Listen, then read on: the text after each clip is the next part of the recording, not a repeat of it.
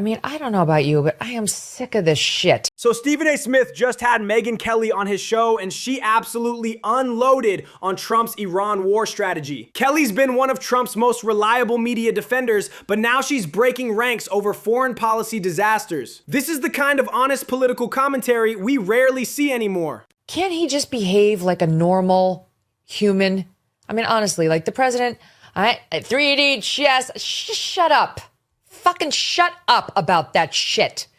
You don't threaten to wipe out an entire civilization. When someone who endorsed Trump and defended him for years starts using language like completely irresponsible and disgusting, that carries serious weight. Kelly's not coming from a place of partisan hatred. She's genuinely frustrated with reckless social media threats about civilian casualties. But this is completely irresponsible and disgusting. This is wrong.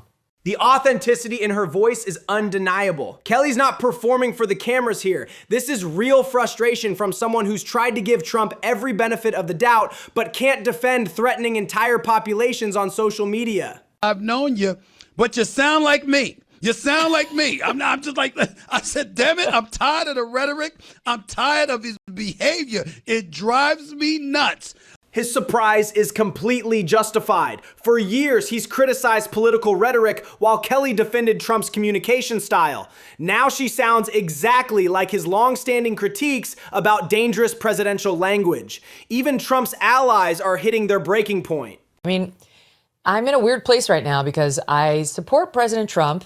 I've been a registered independent for 20 years. I'm not a Republican. People think I am, but I say all the time that I'm not, but they just refuse to accept that.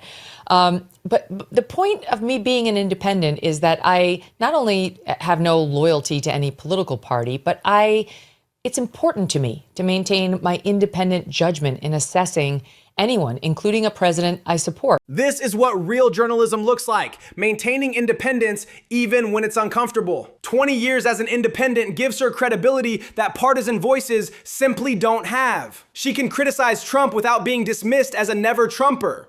And I've definitely broken with Trump on the Iran war, and I'm in no way supportive of the way he's handling the messaging around it, from his unwillingness to be straight with us about his reasons in doing it, to stick with a consistent message. He just throws random things at the board and expects us to go with each one depending on the day and which one has fallen apart.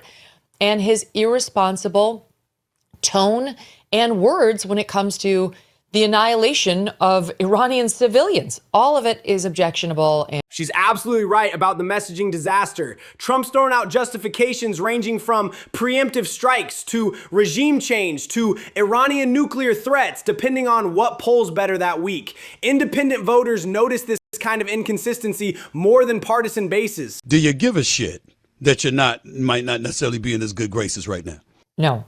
No, I can't. This is the difference between real journalism and access journalism. Too many media figures prioritize staying in good graces over telling hard truths. Kelly's willingness to risk that relationship shows genuine integrity in an industry that desperately needs it. Just, you always know what to say because it's defend, whatever the right-wing position is, the Republican position. That is not me. That you might as well get a job in Congress. Ew.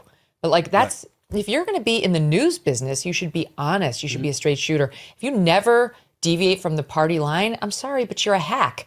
She's calling out the exact problem with modern political media. People who never deviate from party lines aren't journalists, they're propagandists. Real credibility comes from being willing to break with your preferred candidate when they're wrong. And the ability to break with him when necessary is too important to me.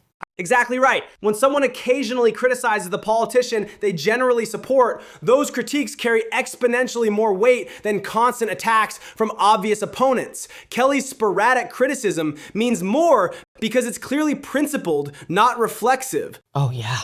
I mean, and once you suffer from the TDS, you don't get over the TDS. Very rare.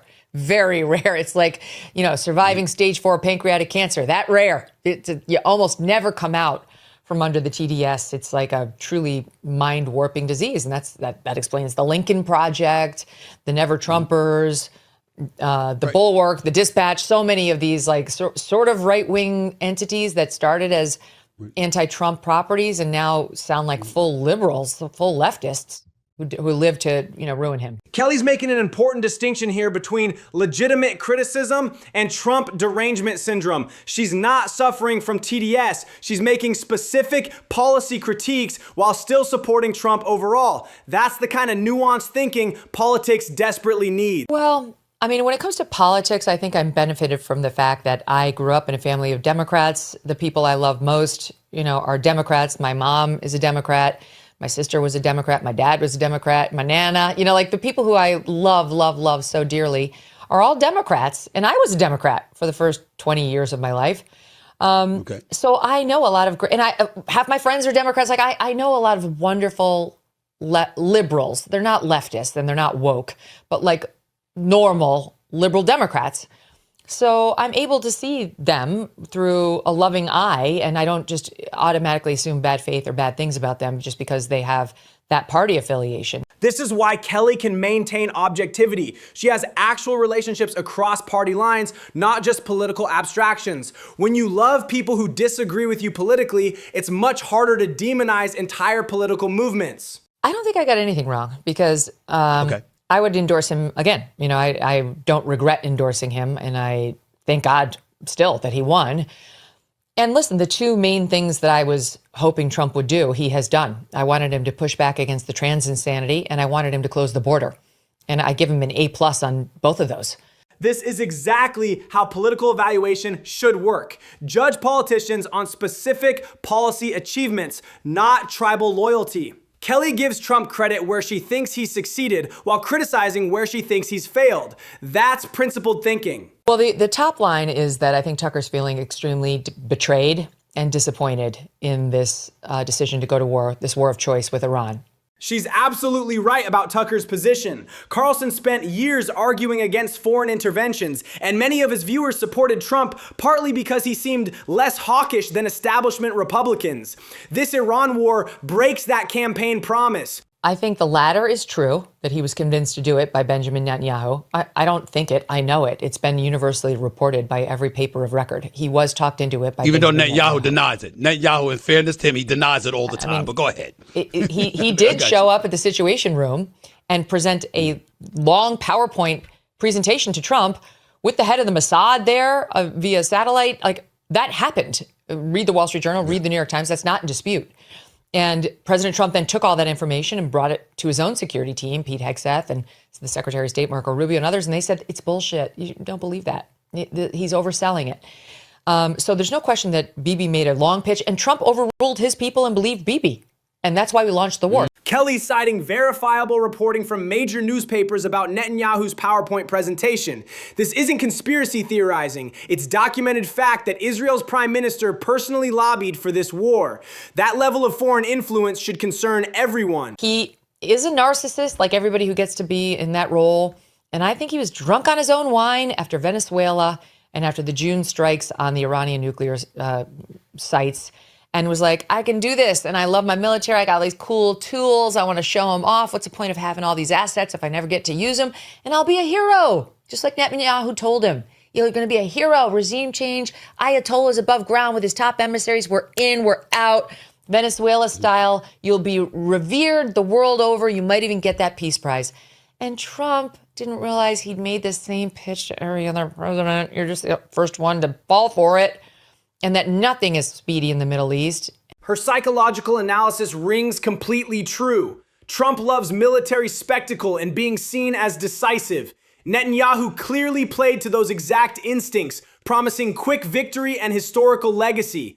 Every Middle East intervention starts with those same promises. But I cannot see myself supporting the modern Democratic Party that's chopping off healthy body parts on little kids who just have, like, they're getting bullied or their parents are getting divorced and they have one day of saying, I'm gender confused because of those other issues. And the next thing they know, their penis is chopped off. I will never support a party that does that, ever. So I'm not as open-minded to Democrats for my own political voting as I once was. I will say the only one I've talked to who actually is speaking sense to me on Team Dem is Rahm Emanuel, who's against more foreign wars, who wants to cut back on all the funding we do of Israel, who believes men cannot become women and women cannot become men, and that so-called trans kids should not be playing in the opposite sex sports. Kelly's concerns about Democratic extremism on gender issues are shared by millions of independent voters. The fact that someone like Rahm Emanuel represents the moderate wing shows how far left the party's moved on cultural issues. But I feel like both Kamala and Gavin have a chance. I would say Gavin has a better chance than Kamala because she's just such a disaster. Even though California is a communist state, I think it's because the Republican stock is so low. I mean, if the Republican stock were higher, they'd have no chance. But the poll numbers right now on the GOP and Trump are dreadful. Trump's numbers are so bad. And the Republicans cannot break with him because he will pummel them and ruin their chances of, he'll have them primaried, all the stuff he's doing to Thomas Massie and others right now. So they can't break from him, but he's becoming an albatross around their necks. I mean, his approval numbers have never been lower. The support for this war is down in the basement. It's literally 1/3 of the American populace supports it. And even a large portion of Republicans are now skeptical of it, and right-leaning independents are against it. Almost no independents support it. So you can't win elections without independents. And they're 40% of the electorate right now. Her political analysis is spot on. Trump's approval ratings have cratered since the Iran war started, especially among independents who decide elections. Republicans can't break from him because he'll primary them, but supporting him is becoming electoral poison. I think the Democrats are going to win because I think that Trump is just the things that he does it's just not going to mesh, especially when they know they don't have to worry about him being reelected in 2028 unless he circumvents the 22nd Amendment of the Constitution. This is the way it's going to be. So it's going to get very interesting, and I'm going to reach out to you again. His prediction makes complete sense given everything Kelly just laid out. Trump's behavior is alienating the independent voters Republicans need to win, but the party can't course correct because Trump still controls the base. It's a perfect electoral trap.